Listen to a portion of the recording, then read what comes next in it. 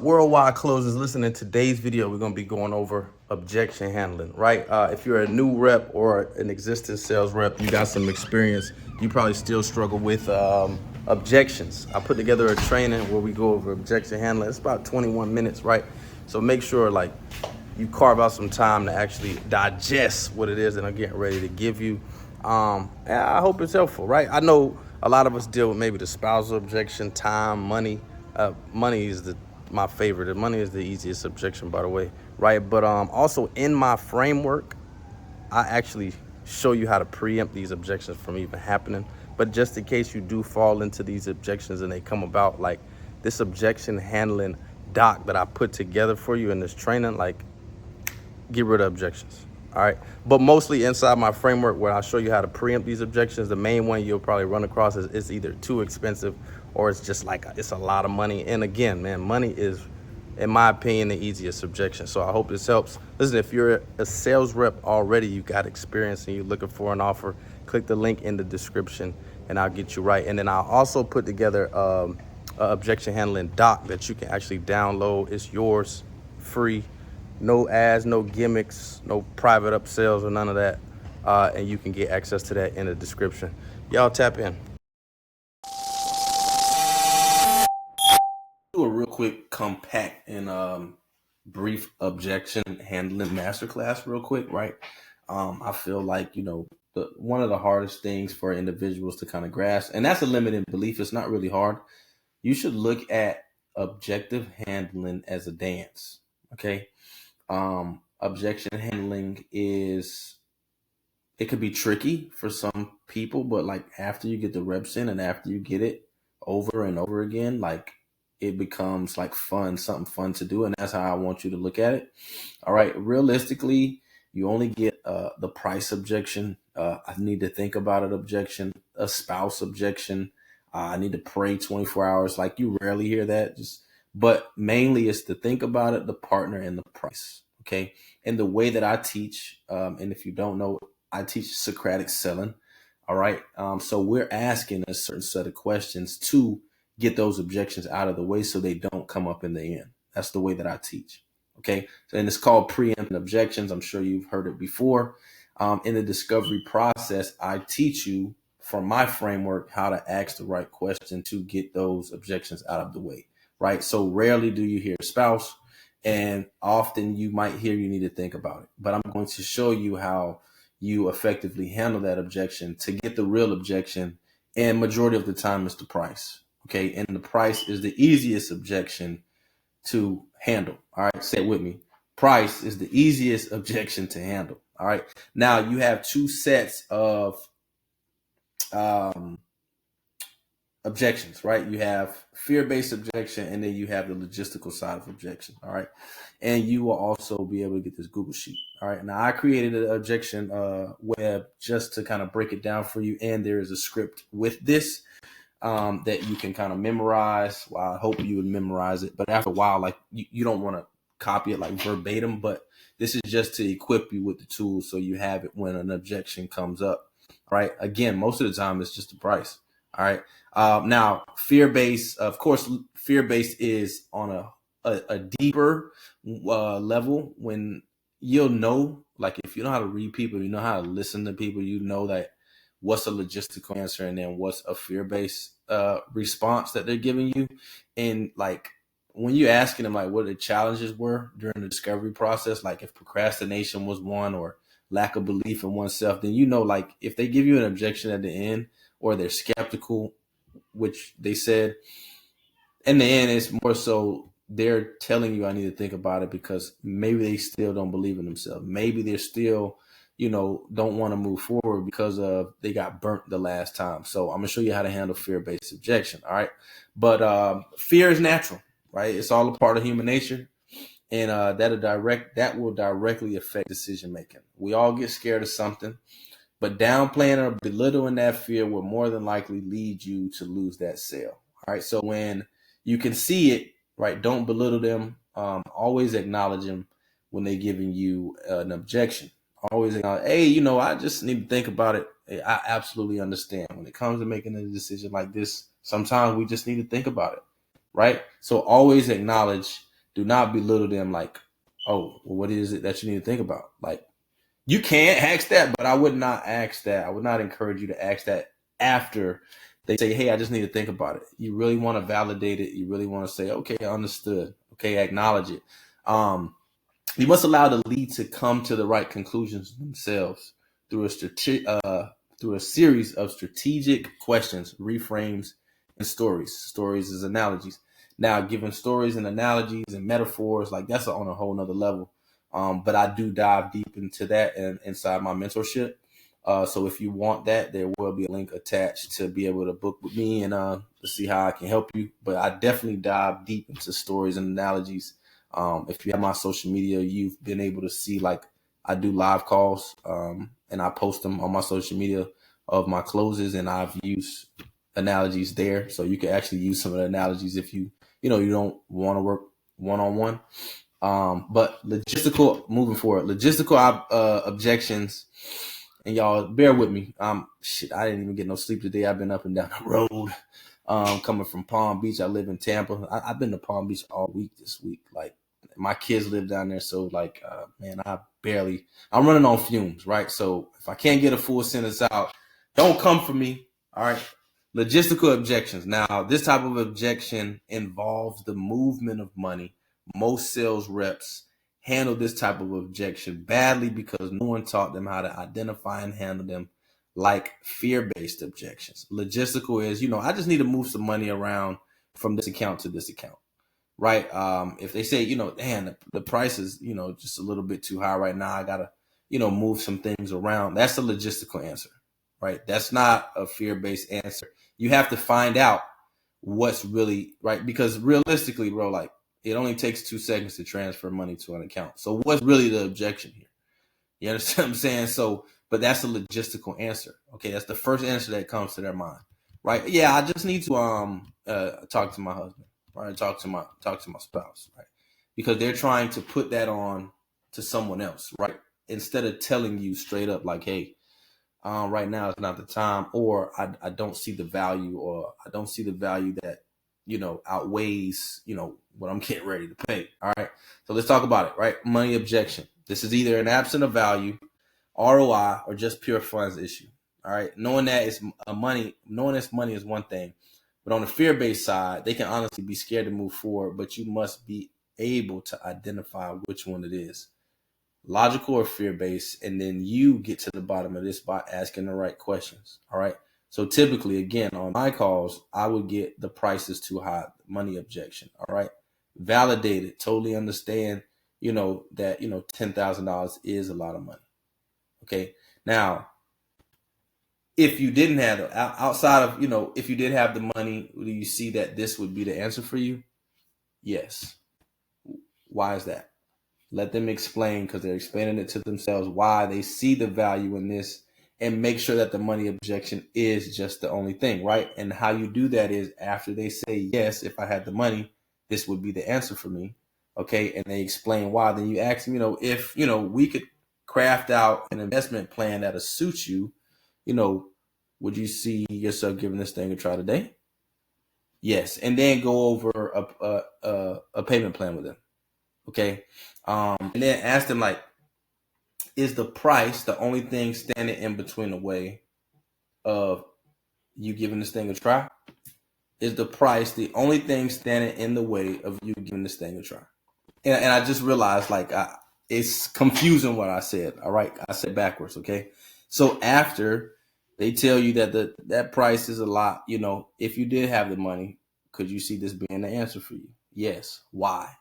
They let you know why. All right. Is the price of the investment the only thing standing in between the way of you giving this a try? Yes. If we were able to craft out an investment plan that actually suits you, would you be willing to give this a try today? Yes. And then get them signed up. Okay. Partner objection. Some leads may need to consult with their partners first before making the final decisions. Others will only use it as a way to avoid the real objection. Whichever it is, it's essential to treat it as an honest objection first. All right. So a lot of this, like in your behavior, okay, in the way that, you act, Do not show that it bothers you when they say, hey, I need to talk to my spouse, right? Or, they give you, I need to think about it. Like, don't let it show up in your appearance, okay? Because people can identify like when you feel the kind of way. So always treat it as, okay, being honest. And again, acknowledge it. Hey, I just want to talk to my husband. Yeah, absolutely understand. Now, before I go into this, I'm telling you, like, the way that I teach you how to sell, you will not get this objection if you get it out the way. Okay. You will not get a time objection if you get it out the way. And a part of that framework that you guys were looking over, the framework in the discovery, it goes like, in the beginning of your call, you're going to ask about a spouse. Okay. So identify their goals, how much they want to make a month, how's life going to be different, and now who else is benefiting from this. That opens the door up for them to let you know, like, hey, my family. If they haven't mentioned the spouse, then you could just personally ask, like, yeah, like, are you married, or you got a partner? And they're going to tell you yes, or they're going to tell you no. If they say yes, then find out about the partner, how long they've been married, right? And then identify, like, is she, 100% on board with you when it comes to this next chapter in life? Is she 100% behind you on this next move you're getting ready to make? Is she 100% behind you on this next endeavor? Yes. Okay. Yes. Get it out of the way. Because if they say no, then, would that be something that would stop you from actually achieving XYZ, which would be the goals they gave you? If they say no, that wouldn't be something that would stop me. I'd just do it anyway. You already got the objection out the way. So if they said no, then you go ahead and ask them, would that be something that would actually hold you back because your wife's not on board with you? No. Okay, so they'll still do it. They'll still move forward. So in the end, if that still comes up, I need to talk to my spouse, then you're just going to say, hey, absolutely understand. When it comes to something like this, I would want to run it by my partner as well. But let me ask you, like, I remember earlier, when I asked about her, and, you said that she was 100% behind you. What's changed? Okay. And then you'll start to notice if they were bullshitting. And then you just come out and be like, hey, listen, it's okay. If I talk to you like we family, listen, I can see a little bit of resistance, right? Like, you could tell me, like, what's really the concerning issue for you. I promise I won't go post it on social media, like, but you could just tell me, like, what is it? And then find out the real objection, which is probably the money. Okay. And we just showed you how to handle them. Out of the objection, like, listen, like, this objection can be complex for the most part. It can be about money. However, you have to dig deep and identify whether it is about the money, the value, or the results. All right. In this scenario, it's best to address the logistical element first before determining if it's fear or it's a negative. All right. So basically, like, you probably hear this more often, or you probably say it yourself. Hey, I just need 24 hours to think about it. I just need some time to think. Like, absolutely understand, right? When it comes to making a decision like this, we just need to think about it sometimes, right? How long do you need? They're going to tell you, let's say I need about 3 days. Yeah, absolutely, right? Plug them in, book a date. Do not get off the call, though. Hey, listen, I got you booked in for the 15th, right? Between today and the 15th, what exactly is it that you're going to be thinking about, just so I'm better prepared on our call, right? Is it the price? Is it the offer? What's going to be delivered to you? Or is it anything about Princess Dior? Or is it anything about, whoever the mentor is? They're going to tell you, right? It's the price. I just got to put something to get. Okay, now I isolated the objection, and now it's a money objection. Handle the money objection, right? If it's something to do with a little bit of fear, a little bit of hesitancy, it's just, you can handle that accordingly. You know what I'm saying? And now it turns into a fear base. At first it was logistical. Think about it. It's just a logistical answer. Okay. But after you ask, what is it that you're going to be thinking about? Just so I could better be prepared for our call on Friday. Get the real objection out the way. All right. And handle it accordingly. Right. Time objection. You rarely hear this when you follow my framework, because we get the time objection out the way as well. In the discovery, when we find out, right, what's been some of the things that's been holding you back, or, if there's a list of things that you can remove that's kind of been in the way so far, what would that be? and I just hadn't had the time. Or even if they said like, I just work a lot, what, like, it sounds like you work all the time. Like, how are you gonna even, I don't even think you're gonna have time for this. Like, how you gonna have time for this? And let them tell you, okay? Push them away so they can pull themselves back in, and they're gonna tell you, oh no, I'll make the time. So therefore that has totally eliminated the time objection. All right. But if you still get it, which I'm telling you, you won't, if you do it the way and follow my framework, you won't get it. But if you happen to do time objection, this objection can also mean an absence of value, or there is either a lack of need or desire on the behalf of the lead. They just don't want to tell you no. You got some super nice people, and just depending on their personality type, let's say if they're very emotional, or if they're like their yellow personality type, they're probably the nicest person in the world, and they're not going to want to hurt your feelings, and they probably just hang up the call on you, or they just don't tell you straight up like, I just don't want to do this, like, so they give you these smoke screens to avoid confrontation. This can be tricky if you don't get it out of the way during discovery. Notice how I said get it out of the way during discovery. Okay, so no matter what the objection is, always agree first, right? Hey, man, I don't think right now I have the time for this. Hey, listen, I totally understand, man. You do have a lot going on. I don't think you have the time for this either. Okay, again, push them away, right? But again, this objection won't even come up, all right? And down here, I have a script that you could follow. If it was money, I walked you through money, money aside, or if you did have the money, do you see this being the answer for you? Yes. And then find out, why is that? And then transition into, is the price of the investment the only thing standing between a way of you giving this thing a try? Yes. If we could craft out an investment plan, would you be willing to give us a try today? Yes. And then over a payment plan. Partner objection, I'm telling you, the best way is to get it out the way in the beginning. If it still comes up, you just let them know, like, hey, I absolutely understand, right? But I remember earlier you did say that they were 100% on board. What's changed? And in their response, you will identify if they're bullshitting with you or if it's like a fear base, and then handle the fear based objection. And the best way to handle the fear based objection is, hey, let me ask you a question, right? I see you a little hesitant, do you believe that mindset can affect decision making?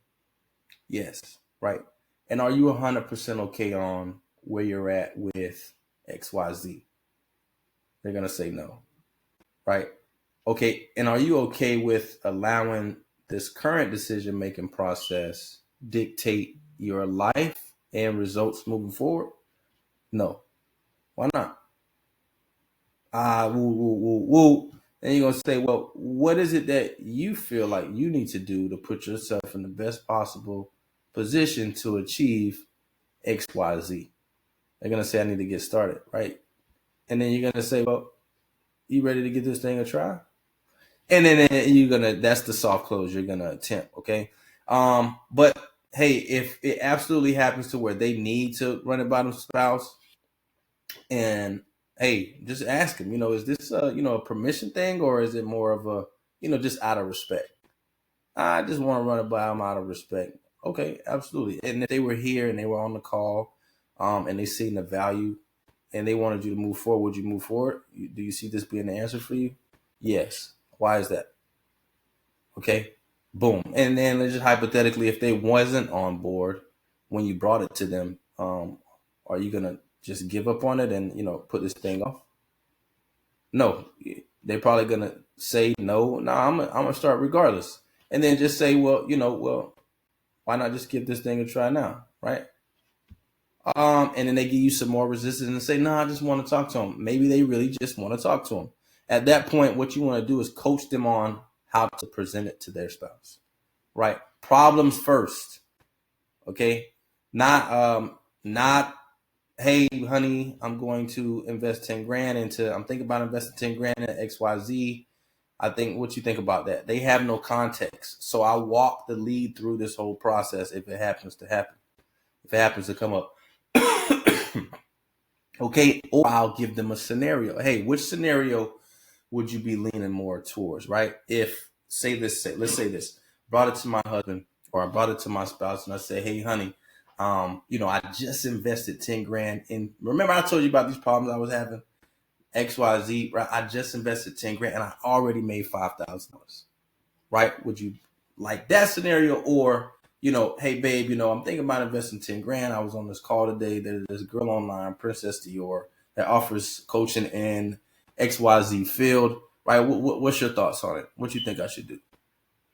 9 times out of 10, they're not gonna agree with you because one, they probably have no knowledge of who the mentor is, and the way that you presented it, it's like, honey, 10 grand, like with no context, they'll say no, right? Which scenario would you be leaning towards most?